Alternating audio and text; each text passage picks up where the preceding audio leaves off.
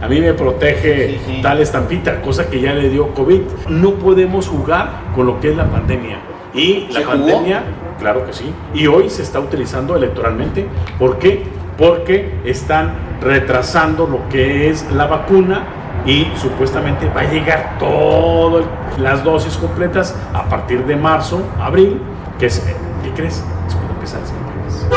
Que ya se dejen de improvisar y sobre todo que realmente empiecen a gobernar, porque hoy lo que ha hecho este gobierno federal es simplemente no gobernar, echarle la culpa a los de atrás y decir que todo eso se va a terminar con la corrupción y que todo eso se va a terminar quitando la impunidad. Y no he hecho ni una cosa y no he hecho ni una. Amigas, amigos, me encuentro aquí con el senador Toño Martín del Campo, quien se enfrenta al informe, al segundo informe de sus actividades en el día de hoy. Y quería saber cómo te sentías, Toño. ¿Qué tal? ¿Cómo estás? Muchísimas gracias, Andrés. Y por supuesto en este lugar emblemático, histórico, de mucha tradición aquí en lo que es nuestro estado, Aguascalientes. Estamos en el barrio de la Estación. Sí, en el barrio de la Estación y precisamente donde pues eran los talleres de lo que es el ferrocarril, viendo pasar en este momento lo que es el tren.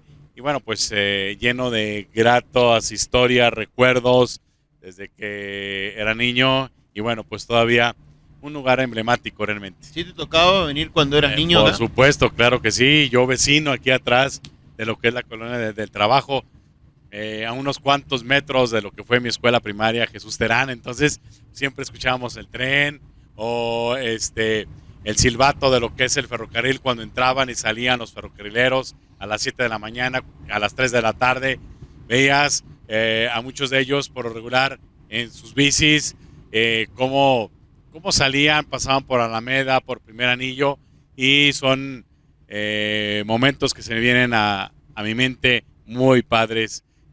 Cómo no recordar cuántos y cuántos amigos, algunos de ellos ya se nos adelantaron, otros afortunadamente todavía están aquí, y pues un lugar que tiene historia, un lugar emblemático. Cuando hablas de Aguascalientes, por supuesto, hablas de la feria, pero también igual hablas de lo que es el ferrocarril, de lo que es la vid, que fue también Aguascalientes un impulsor de lo que fue la uva, los vinos en su tiempo y en su momento. Básicamente, hoy en día hay que empezar a pensar en otro tipo de Aguascalientes turístico, claro, porque ya la feria no sabemos hasta cuándo vuelva. Hoy en día es bien necesario y justo quizás estar pensando en promover que vengan a ver los trenes, promover que vayan al Cristo Roto, promover que vayan a lugares de Aguascalientes que no necesariamente tenga que haber aglomeración como la feria. Así es, sabemos que ese es tiene un muy bonito museo, lo que es esta zona, lo que es Tres Centurias, y por supuesto también igual invitarlos a que vengan, que conozcan parte de lo que es la historia de lo que es Aguascalientes. Y bien tú lo comentas, ¿no? No nada más Aguascalientes es la Feria Nacional de San Marcos, sino que también es parte de su historia. Historia que yo lo debería en dos partes, historia religiosa, ¿sí? Y historia parte revolucionaria. Entonces tenemos que darle un impulso muy importante hacia ese sentido, y ya estamos trabajando para tener proyectos que en los próximos años poder ser un detonante a Aguascalientes en el tema de la vid, su tema religioso y por supuesto parte de lo que es tema histórico. Que cuando vengan a Aguascalientes, realmente digas, ok, puedo visitar varios lugares y que puedas estar 3, 4 días aquí sin ningún problema y que te puedas divertir desde muy temprano hasta muy tarde, muy noche. Hoy en día que tenemos las escuelas paradas, hoy en día que estamos en plena pandemia, está todo cerrado, los niños no están acudiendo a las clases. Me pregunto, ¿tú como niño eras tranquilo o revoltoso? No, era un joven o un niño muy tranquilo. Te imagino, se me figura un tipo un niño muy así correcto, el niño que llegaba temprano, sí, ¿no? Siempre bien arregladito. Sí, fíjate que en este caso, bueno, pues un servidor desde muy chico, desde muy niño, igual mi mamá estaba muy al pendiente de que fuéramos siempre muy boleados, siempre, o sea, así te imaginaba. Siempre mi mamá se fijaba en los zapatos, no sé por qué. No, bien hace. Decía de que, a ver, es que para que te fijes en una persona, fíjate en este caso en los zapatos. Los zapatos. Si trae los zapatos bien arreglados, quiere decir que es una persona bien, así es. Entonces, aunque bueno, a veces también en el trabajo tienes que ensuciar, ¿no? Pero es una regla. Era una regla, así es.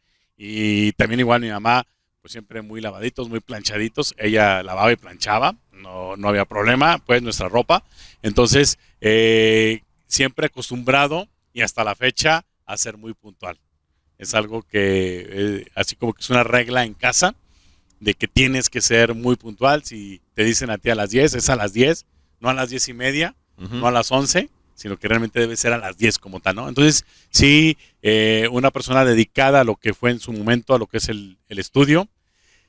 Muy pocas veces, como luego se dice, el irme de pinta, no, porque ya ves algunos que se iban que de famosa pinta, que no entraban a clase. Yo decía, bueno, pues si yo vengo a la escuela, pues eres realmente un nerd. aprendo. O sea, básicamente No, eres un...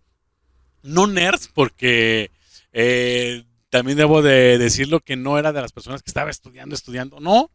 Yo era una de las personas que sí asistía a clase, que sí ponía atención en clase. Es más, casi siempre era de los que estaban en la primera línea, exactamente.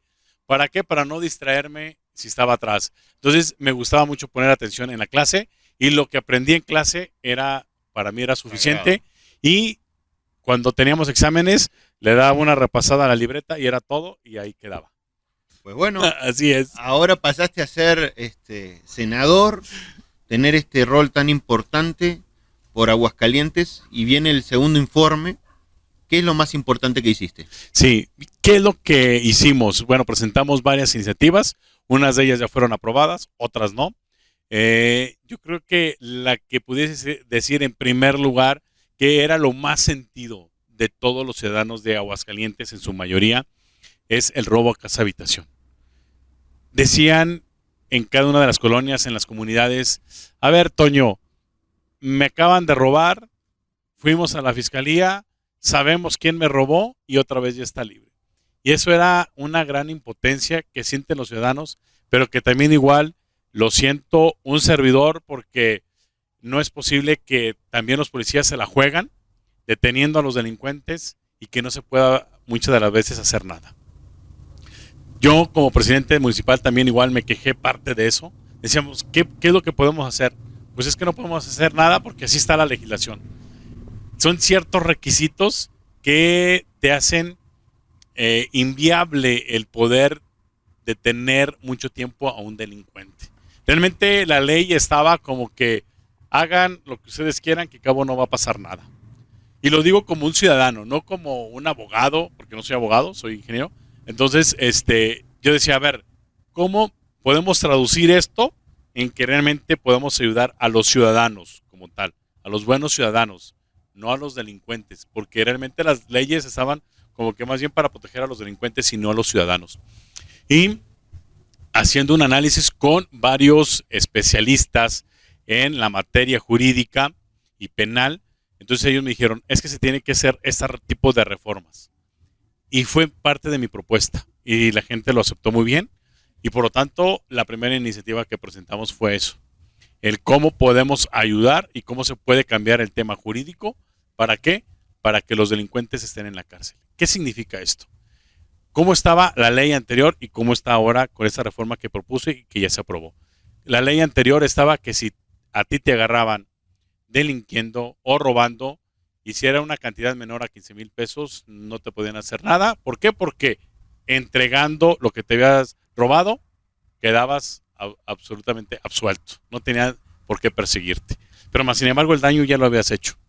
Y dos, si no había una denuncia del ciudadano que era afectado, también igual no te podían tener detenido en barandillas más de 36 horas. Entonces, pues imagínate, la probabilidad de que a ti te agarraran, primero, será muy poca. Y segundo, de que alguien hiciera la denuncia y te comprobara que tú realmente robaste, pues también era muy poco. Y la otra, si robabas menos de 15,000 pesos, pues te salías. Entonces, pues por eso los delincuentes sabían cómo, cuándo y dónde, ya se las sabían muy bien. Ahora con esta reforma que se hizo, aunque robes muy poquito, aunque robes 1,000 pesos o 500 pesos, pues hoy no es necesario el poder presentar una denuncia si te agarran infraganti o si te agarran en este caso robando. Y no vas a tener derecho a fianza, sino que vas a purgar una sentencia. A lo mejor va a ser de días, pero al final de cuentas ya vas a estar fichado. ¿Eso ya aplica desde hoy? Ya aplica desde hoy, claro que sí. Así es, en este caso hace como 6, 7 meses que ya está en funciones y estamos viendo cómo ha ido disminuyendo, muy poco, pero sí ha ido disminuyendo lo que es el robo a casa habitación. No sé si sea por la pandemia o realmente por la reforma que se hizo.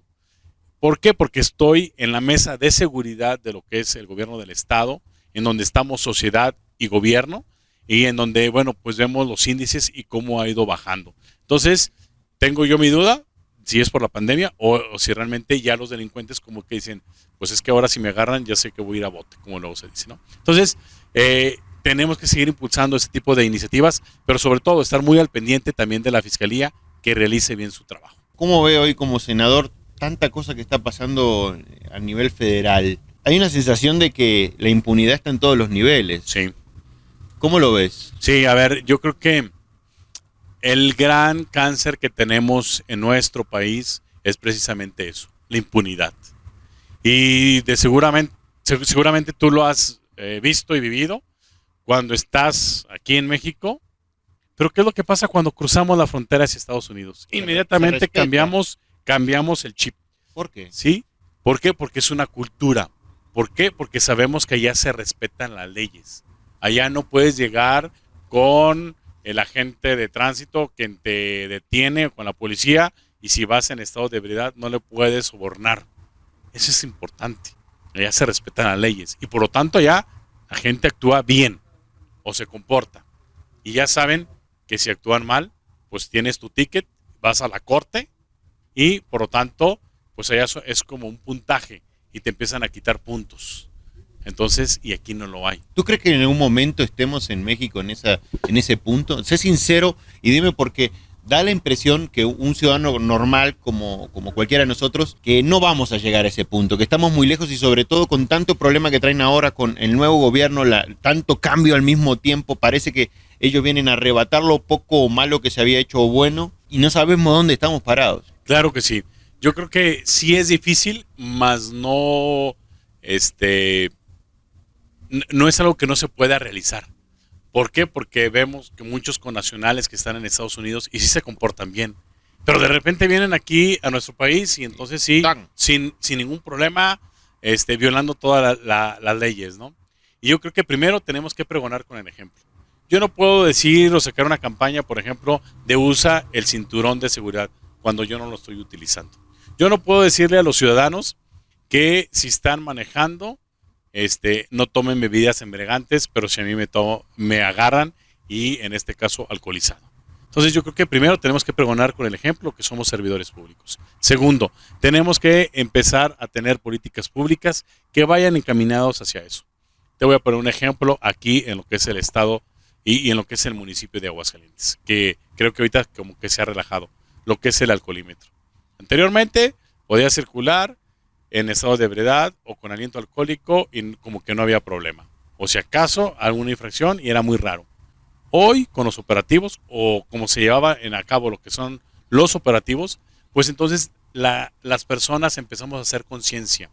¿Y por qué? Por dos cosas. Uno, la multa muy alta, que celebro, que sean multas altas, más de 8,000 pesos.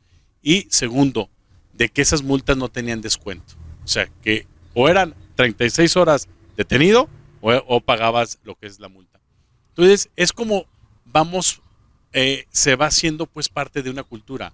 Y afortunadamente, te puedo decir que varios amigos, o en este caso un servidor, si dices, ok, hoy voy a una fiesta y si me quiero tomar un vino, pero si yo estoy manejando, mejor no lo tomo. ¿Por qué? Porque si me agarra lo que es el alcoholímetro, pues yo sé que voy a pagar una multa y prefiero no pagarla.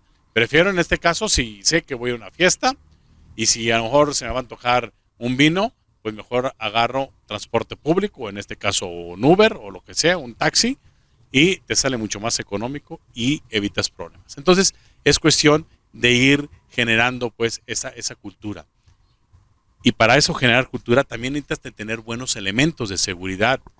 ¿Para qué? Para que también no se corrompan.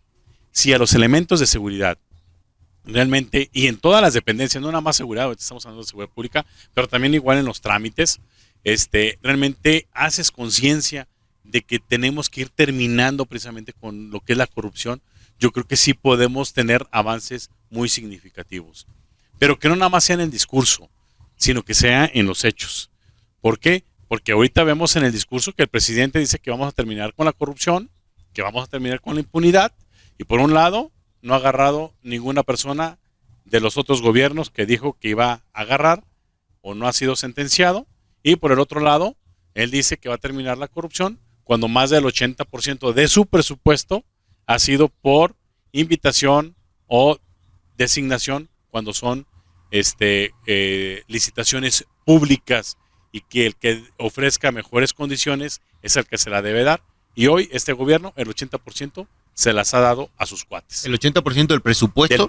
Del presupuesto que va encaminado a lo que son licitaciones, que deben ser públicas, y ellos en lugar de hacerlas públicas, pues las hacen invitación restringida, que son a 3, o designación directa. O sea, no puede ser posible. Este gobierno ha sido el más opaco, y este gobierno es el que ha destinado o redireccionado todo lo que son los concursos de licitaciones para sus cuates, en pocas palabras. ¿Por qué el gobierno del presidente tiene aún alta popularidad? Se sabe que los gobiernos van bajando con el correr de los años, va 2 años, sigue teniendo popularidad. ¿Tendrá algo que ver con el tema de la dádiva? Sí, claro. A ver, yo veo aquí algunos aspectos. Uno de ellos, el que las personas estaban cansadas, estaban hartos de lo que son los gobiernos anteriores, que hubo muchos excesos, claro que sí, y que ahora dicen, bueno, pues ahora le vamos a dar el beneficio de la duda. Y como el presidente sigue diciendo que él es el más honesto, que su gobierno es el mejor, entonces mucha de la gente, sin meterse a fondo, todavía le cree al presidente. Y todavía tienen esperanzas de que esto pueda cambiar, cosa que en lo personal y en base a datos, información, lo veo yo muy complicado. Pero bueno, tiempo al tiempo. Y la otra, en que pues tiene y goza el presidente de una muy buena imagen, y a raíz de eso pues aprovecha parte de ese clientelismo electoral. ¿Por qué? Porque anteriormente se decían, esos cuates robaban, pero ¿qué crees? Ahora a lo mejor igual roban, pero ahora me dan una ayuda a mí como tal. Entonces, o sea, los programas de apoyo los ves programas sociales, como una, por supuesto, comprar una voluntad. Muy parecido, así es. O sea, el decir, en los otros gobiernos no me daban nada, pero robaban. A lo mejor en este también igual roban, pero me dan algo. Un conformismo mal pero utilizado. Es peligroso, porque demasiado peligroso. En un momento porque ahí están otros países que han utilizado ese tipo de políticas públicas y hoy están en las ruinas. Estamos hablando de Venezuela, o en este caso, bueno, un socialismo como es Cuba, que siempre ha tenido el control de todo lo que es el país sin dejar desarrollarte como tal. ¿Cómo fue manejada la pandemia? Bueno, a ver, números reales, fríos. Somos el tercer país con más muertes. Con más muertes. Sí. Sí. Está horrible esto. A ver, pero si lo hacemos en base a por cada 100,000 habitantes, todavía estamos peor. ¿Qué es lo que ha pasado? Cuando inició lo que fue la pandemia, López-Gatell, nosotros pedimos información para que nos comentaran el plan de acción de lo que fue la pandemia, cómo se iba a llevar a cabo. Y eso lo planteamos hace un año, en el mes de enero. Dijimos, a ver, ¿cómo se va a actuar en este caso en México? No nos hicieron caso, lo minimizaron al máximo. ¿Y qué fue lo que se hizo? El presidente saliendo, diciendo que hay que salir, hay que convivir, abrazarse sin utilizar el cubrebocas, y sobre todo abrió las fronteras hacia otros países que estaban varados, tanto vuelos como cruceros, y vénganse a México, aquí no pasa nada. ¿Por qué fue eso? ¿Por qué fue eso? Inclusive al día de hoy, otros países tienen sus fronteras cerradas y México no. Dice, adelante, no hay ningún problema. ¿Por qué fue eso? Usted que está ahí viendo el otoño, ¿qué pasó? A ver, nosotros en una forma reiterada, hasta un cuanto molesta también, y sentimos coraje, impotencia por las formas y las acciones en cómo está llevando precisamente este gobierno. Lo quisieron minimizar diciendo que la pandemia, o en este caso el COVID, y así lo dijo, y ahí están, en este caso los videos, por ejemplo, el gobernador de Puebla, no, es que eso nada más les va a dar a los fifís, a la gente, nada más a la gente rica, a la gente pobre, no le va a dar. No es cierto. Se convierte automáticamente en un gobierno autoritario, y esto no nos conviene en la vida democrática de nuestro país, sea quien sea, e inclusive si nosotros estuviéramos gobernando tampoco no sería sano. ¿Por qué?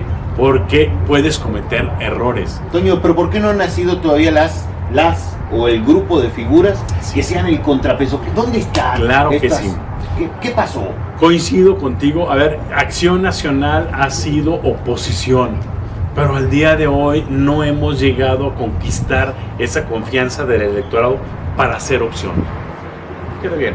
Somos oposición, pero no hemos conquistado al electorado para ser opción. Bueno, y eso me preocupa. Una carta que están poniendo y con bastante, no sé si inteligencia o humildad de parte de todos los actores, es que aquí se les vio juntos a la mayoría de los panistas fuertes en unión para las próximas elecciones en Aguascalientes. ¿Están unidos? Sí, ya se trabajó en acuerdos, consensos.